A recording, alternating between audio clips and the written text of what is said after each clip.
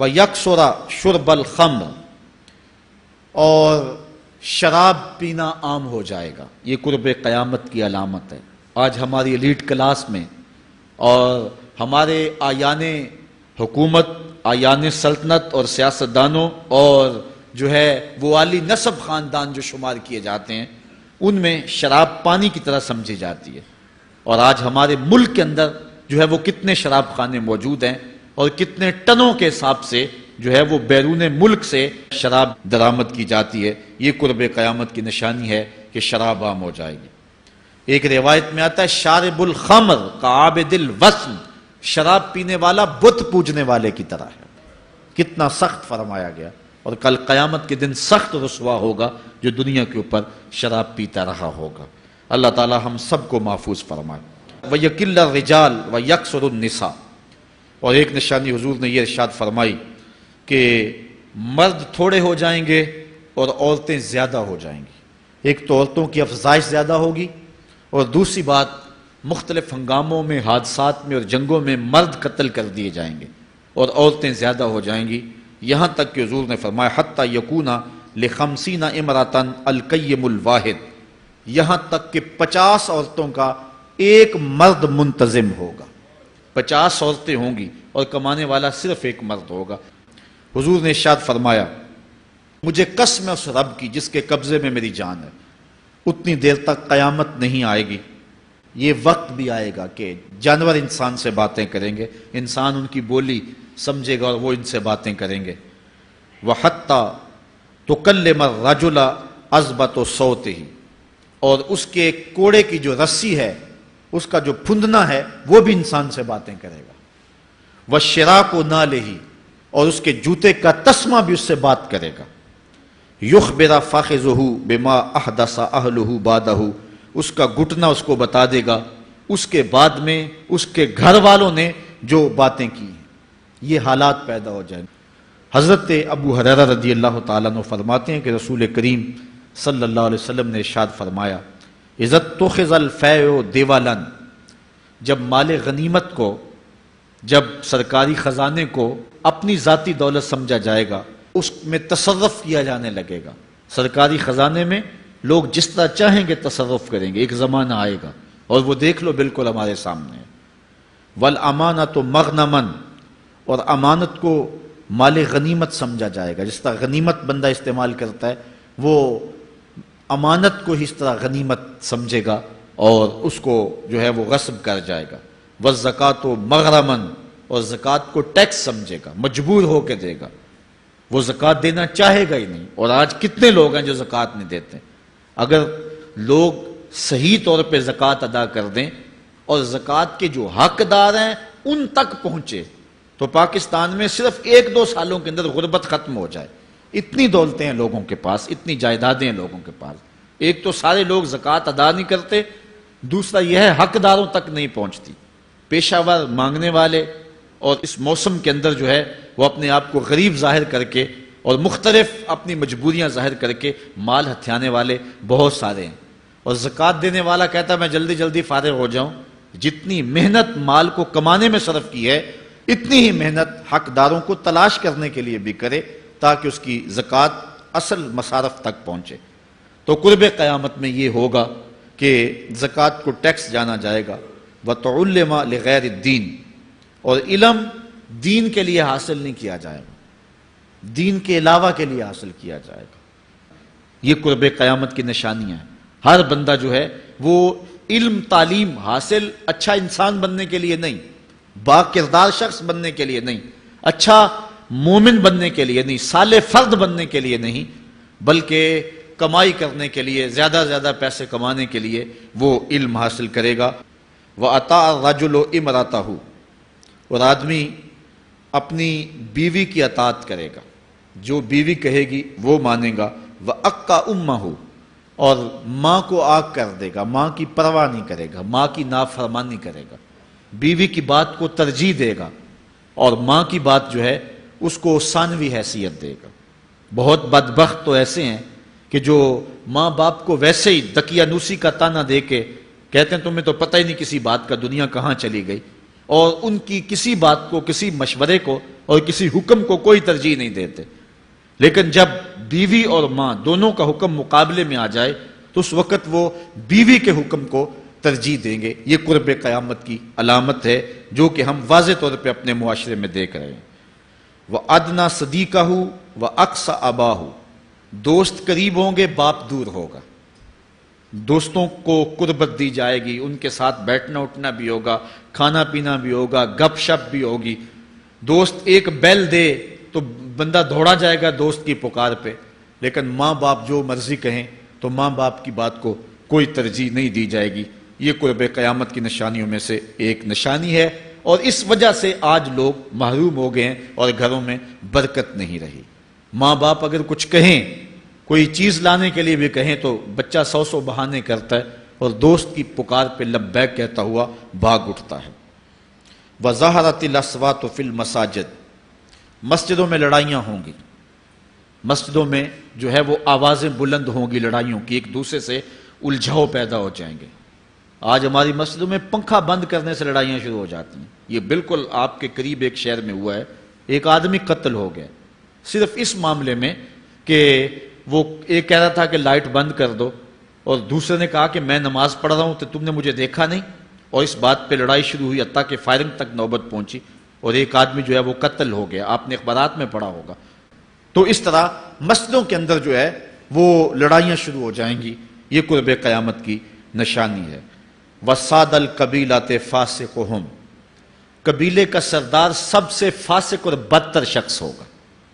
خاندان کا، قبیلے کا، برادری کا وہی سربراہ ہوگا، وہی قائد ہوگا، وہی لیڈر ہوگا، وہی پنچ ہوگا جو جتنا بڑا غنڈہ اور جتنا بڑا بدماش ہے اس کو ہی جو ہے وہ سرپرستی جائے گی۔ شرافت نام کی چیز ہی باقی نہیں رہے گی۔ شرافت کے بل بوتے پہ آگے نہ کوئی سیاست میں آ سکے گا، نہ کوئی خاندان میں آگے آ سکے گا۔ وَسَادَ الْقَبِيلَةِ فَاسِقُهُمْ، قبیلے کا سردار جو ہے وہ بدتر اور فاسق شخص ہوگا۔ وَكَانَ زَعِيمُ الْقَوْمِ أَرْذَلَهُمْ، اور قوم کا جو سردار ہوگا وہ قوم کا کمینہ ترین شخص ہوگا، یعنی قوم کا جو سب سے کمینہ شخص ہوگا وہ سب سے اونچی والی مسند پہ بیٹھا ہوگا۔ اور آپ دیکھ لیں، صرف پاکستان میں نہیں پوری دنیا پہ دیکھ لیں، کہ ایسا نہیں دیکھ رہے ہم کہ جو بدبخت ہے، جو کمینہ ترین شخص ہے، فلک نے بخشی ہے انہیں خواجگی، جو جانتے نہیں روش بندہ پروری کیا ہے، جن کو اپنے نفع نقصان کا بھی نہیں پتا، اپنے آپ کا بھی شعور نہیں ہے، ہم کون ہیں، کس لیے آئے ہیں، جو مقصد حیات سے بھی آگاہ نہیں ہے، تو وہ قوم کے سردار ہوں گے۔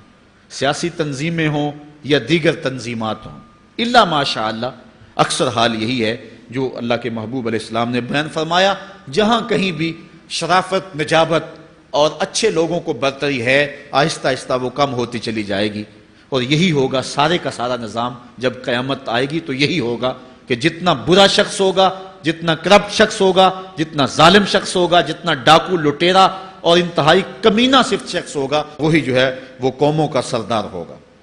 وَأُكْرِمَ الرَّجُلُ مَخَافَةَ شَرِّهِ، اور آدمی کی عزت اس کی شر سے بچنے کے لیے کی جائے گی۔ فلاں بندے سے اگر تعلقات قائم نہ رکھے تو ہمیں نقصان پہنچائے گا۔ آج 10 نمبر کا غنڈہ بھی ہو تو لوگ اس سے تعلق ضرور استوار رکھتے ہیں، یہ فخر سمجھتے ہیں۔ آج کل افطار پارٹیاں ہو رہی ہیں اور اس میں ان کو بلایا جاتا ہے دعوت افطار پر جنہوں نے روزے ہی نہیں رکھے ہوئے۔ یہ افطار پارٹیاں نہیں ہیں، یہ ایک تماشا ہے جو لگایا جاتا ہے۔ وَظَهَرَتِ الْكَيْنَاتُ وَالْمَعَازِفُ، اور گانے والی اور بجانے والی عورتیں اور گیت گانے والی عورتیں، رنڈیاں، یہ جو ہیں وہ گانا شروع کر دیں گی اور یہ عام ہو جائے گا۔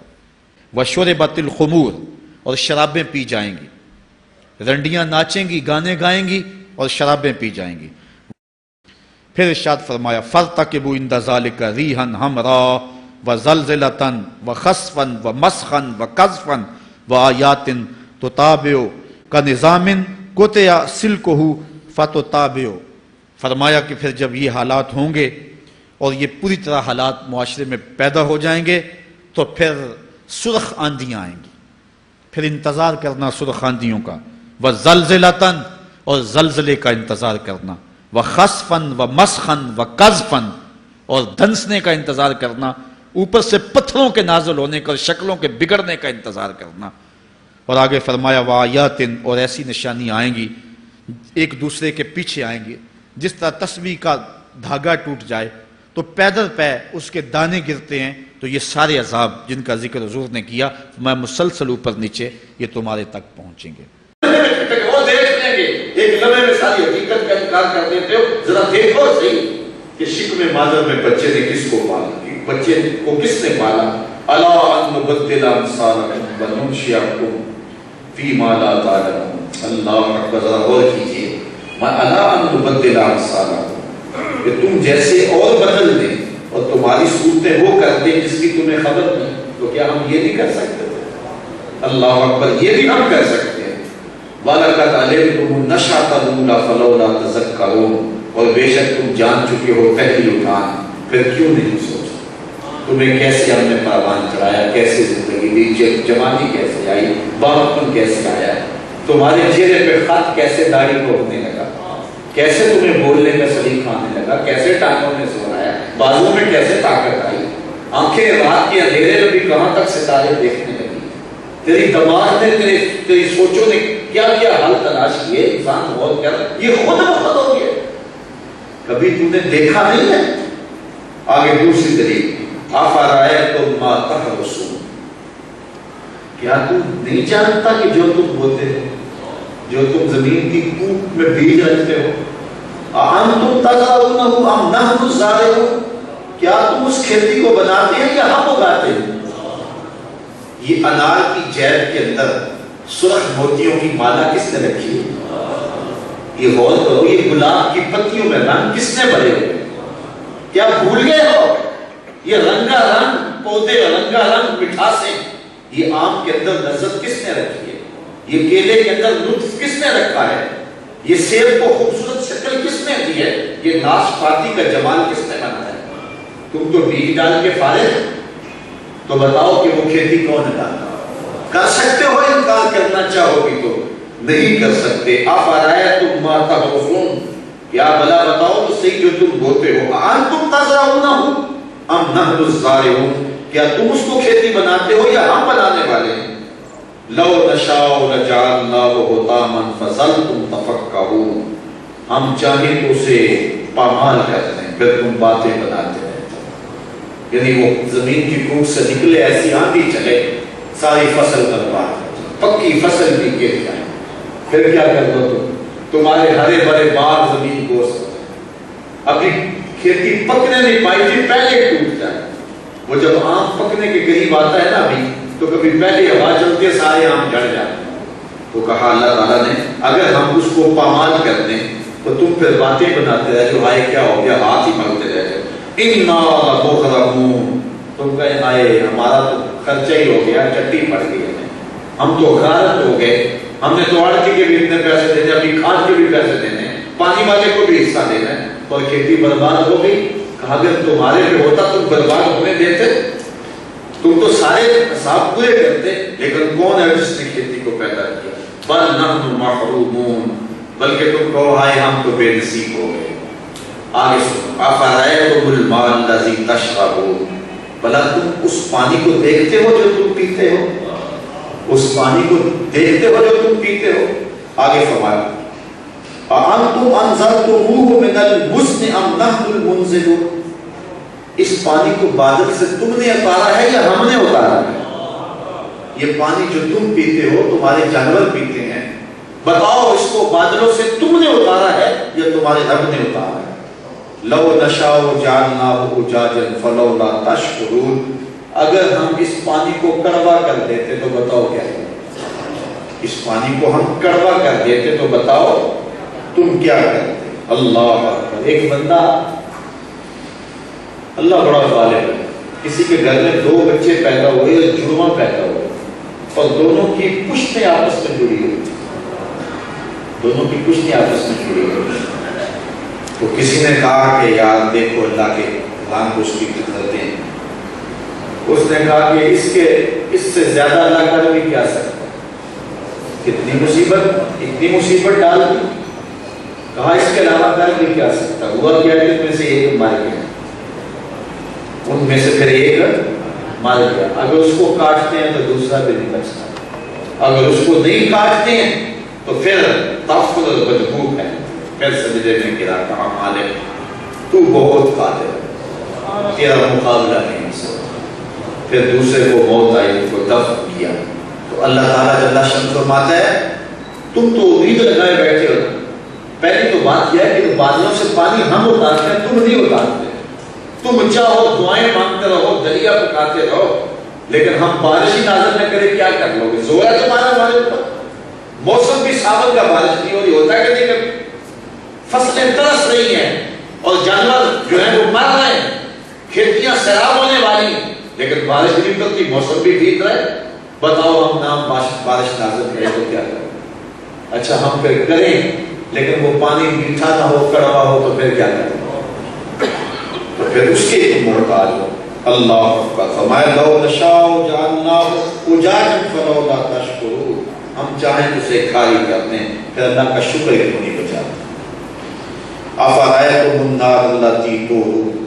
اب اور فرمایا بلا بتاؤ سوچے یہ جو آگ تم روشن کرتے ہو, یہ جو تم آگ جلاتے ہو, آنتم انشأتم شجرتها ام نحن المنشئون.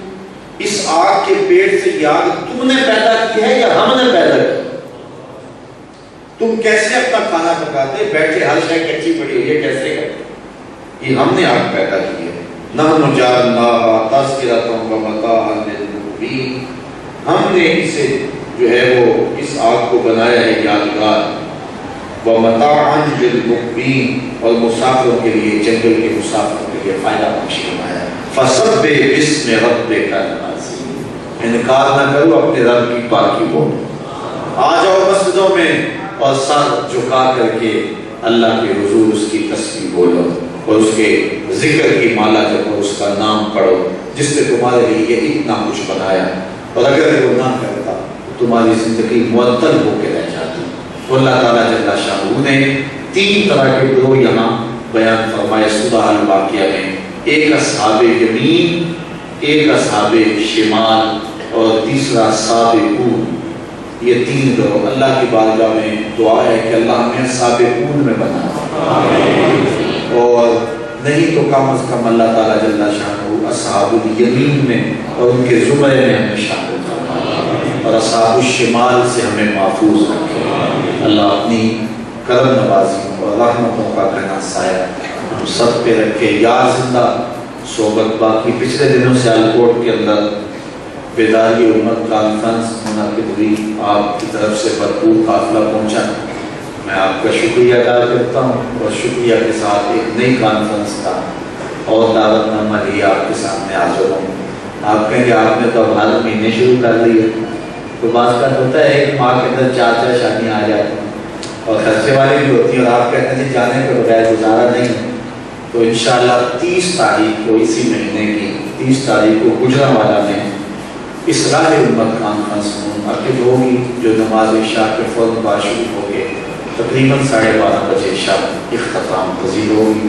سیالکوٹ کی طرح میری آنکھیں اصلاح امت کانفرنس میں بھی آپ کی منتظر رہیں گی. اللہ مجھے آپ کو اپنی رحمتوں کا گھنا سایہ دے. اس مسجد مرکز کو قیامت تک آباد. یہاں یہ درس قرآن کا جو میلہ لگتا ہے, اللہ اس کی برکتیں پورے گجرات کو نصیب. ہمارے وہ ساتھی, دوست, احباب, منتظرین, معاملین جو اس درس قرآن کے لیے مقدور وقت کوشش کرتے ہیں, اللہ تعالیٰ ان کی عمر میں, صحت میں, قد و کاوش میں, خدمات دینیہ میں برکت عطا فرمائے, اور آج کی اس بابرکت محفل کو جاگے سارے من میں اتار دے. صلی اللہ تعالیٰ علی نبی امین وآلہ وصحبہ اجمعین. الحمدللہ رب العالمین, والصلاۃ والسلام علی سید الانبیاء والمرسلین. اے لوحات, پہلی وجولیاں رحمتوں سے بھر دے, وقت کی بہاریں نصیب فرما دے, مقدر کی خزائیں رخصت فرما. جیئیں تو تیرے لیے, مرے تو تیرے دین کے لیے, اور زندگی کی آخری سانس تک تیرے رسول کے وفادار. ہر عدت, ہر قلت, ہر ذلت سے رہائی دے دے, اپنے محبوب کے در کی گدائی دے دے. سوچوں خیالوں کو پاکیزگی دے دے, اور باطن کو اجلا کر دے. جتنے لوگ یہاں آئے ہیں اے اللہ, گھروں میں واپس پہنچنے سے قبل ہم سب کا نام اصحاب الیمین میں شامل ہو۔ اے اللہ بدقسمتی سے ہم میں سے اگر کوئی اصحاب الشمال میں ہے تو اپنے کرم سے اس فہرست سے نام ہٹا کر کے ہمارا نام السابقون میں شامل کرنا۔ اے اللہ جو بڑھ بڑھ کے درس قرآن کے لیے کوشش کرتے ہیں، ایک ایک دروازے کا کنڈا کھڑکاتے ہیں، اے اللہ ان کے لیے تو خاص طور پہ دعا ہے کہ ان کو السابقون میں شامل فرما۔ اے اللہ کتاب رحمت کے اجالے من میں انڈھیل دے۔ اتنے لوگوں کی آمین کے ساتھ تیری بارگاہ میں دعا ہے میرے وطن کو امن عطا فرما، یہاں دہشت گردی کے سلگ کے علاوہ ٹھنڈے کر دے۔ اے اللہ ہمیں باہمیت غیرت مند حکمران نصیب فرما۔ اے اللہ اس ملک کی آبرو کا پہرا دینے والے حکمران عطا فرما، پوری امت کو کھویا ہوا مقام عطا فرما۔ کابل، قندھار، قلعہ جنگی، دشت لیلا، تورا پورا، تقریب، موصل، بغداد، القدس، کشمیر، غزہ، جہاں جہاں امت مسلمہ ظلم و جبر کی باہوں میں کسی کرا رہی ہے، نجات عطا فرما۔ اے اللہ اپنے خاص کرم سے ہم سب کو مالا مال فرما۔ بار دیگر تیری بارگاہ میں دعا ہے کہ میرے وطن کو رحمتوں کا حساب۔ صلی اللہ تعالی علی النبی الامین وآلہ وصحبہ اجمعین۔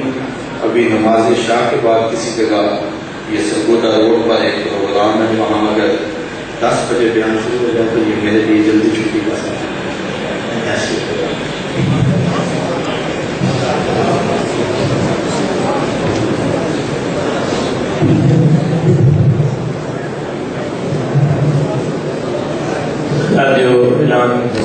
تمیمہ کہ حیض سے بھی پاک، نفاس سے بھی پاک، میل کچیل سے بھی پاک اور بری خصلتوں سے بھی پاک۔ اس کی کوئی ایسی بات نہیں ہوگی جو بندے کے لیے ناگوار ہو، لیکن وہ خیموں کے اندر بند جو ہے وہ پورے اس کو عطا کی جائیں گی۔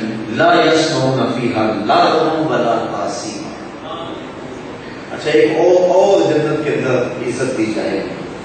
آج کل لوگ تنگ گلیوں سے نکل کر کے بڑے کشادہ کھلے کھلے جو ہیں وہ ٹاؤنوں میں جا رہے ہیں، تو اس کا ایک فائدہ لوگ یہ کہتے ہیں کہ وہاں شور کم ہوتا ہے، اعصاب پر بوجھ نہیں ہوتا، کیونکہ جہاں شور و غل زیادہ ہو تو وہاں انسان کے اعصاب بوجھ ہو جاتے ہیں۔ اس لیے بندے کھلی آبادیوں میں جا رہے ہیں، کھلی فضاؤں میں جا رہے ہیں، تو جنت میں اللہ یہ بھی اہتمام کرے گا لا یسمعون فیہا لاغوا ولا تأثیما۔ اس میں کوئی لغو بات سننے کو نہیں ملے، کوئی ایسی بات، ماحول ایسا خوبصورت ہوگا، کوئی لغو بات سننے کو نہیں ملے گی، ولا تأثیما، اور نہ گناہ گاری کی کوئی بات سننے کو۔ پاکیزہ تر ماحول ہوگا، خوبصورت ماحول، اللہ وہی جنت کا ماحول ہے کہ وہاں کوئی لغو بات نہیں ہوگی، شور غل نہیں ہوگا، غل غپاڑا نہیں ہوگا۔ میں کہتا ہوں کہ ہمارے وہ خطیب حضرات جو مائع پہ کہیں منہ رکھ کر کے اتنے زور سے بولتے ہیں کہ جو سننے والے ہیں ان کے اعصاب پہ بوجھ بن رہا ہوتا ہے کہ یہ کیا مصیبت بن گئی ہوئی ہے۔ کاش کہ وہ قرآن مجید کی اس آیت پہ تھوڑا سا غور کریں کہ قرآن کیا کہہ رہا ہے، تو اعصاب پر بوجھ بن کے بولنا اور لوگوں کے لیے باعث تکلیف بن جانا یہ کوئی انسانیت تو نہیں ہے۔ ہاں ضرورت ہو تو بلند آواز سے بولا جا سکتا ہے، حضور گفتگو کرتے تھے، بالخصوص خطبے میں آواز حضور کی بلند ہو جائے، حدیث میں آتا ہے الا صوتہ وَإِذْ کہ آواز حضور کی بلند ہو جاتی اور چہرے پہ سرخی آ جائے، وہ تو ٹھیک ہے، لیکن یہ ساؤنڈ بھی فل کھلا ہوا ہو، ان کو بھی فل کھلی گئی ہو، اور منہ بھی یہاں رکھا ہوا ہو، اور شور مچا ہوا اور عجیب کیفیت ہے، اور کئی لوگ اس ماحول میں بھی جھوم رہے ہوتے ہیں، اور اس ماحول کے اندر بھی وہ کہہ رہے ہیں، پھر کہتے ہیں اتنی زور سے سبحان اللہ کہو کہ چھت پٹ جائے۔ عجیب، ایک ہاتھ کھڑا کرو، دوسرا ہاتھ کھڑا کرو، اب تیسرے نعرے میں اب تیسرا ہاتھ کہاں سے لائیں؟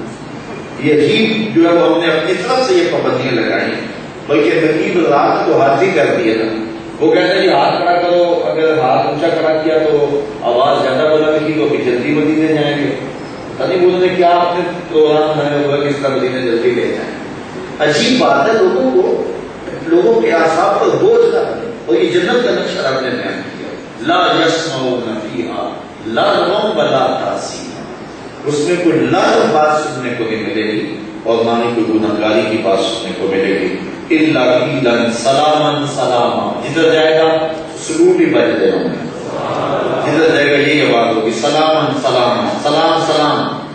یہ ہے ان لوگوں کی کیفیت جو سابقون ہیں، جنہوں نے ہر معاملے میں سبقت لے جو آگے بڑھ بڑھ کے دین کا کام کرتے ہیں. دوسرا طبقہ وہ بھی جنتیوں کا طبقہ. جنتیوں کے دو طبقے ہوں گے, ایک السابقون اور دوسرا طبقہ اصحاب الیمین. اب اللہ تعالیٰ اصحاب یمین کا تذکرہ ہے. واصحاب الیمین ما اصحاب الیمین, اور دائیں ہاتھ والے, دائیں طرف والے, ما اصحاب الیمین. کہا کیسے ہیں دائیں طرف والے؟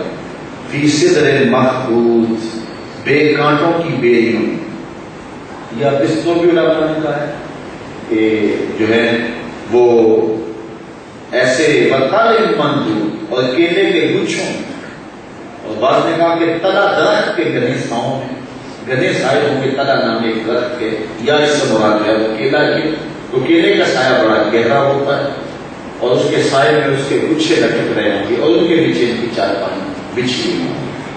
وَظِلٍّ مَّمْدُودٍ, اور ہمیشہ رہنے والے سائے.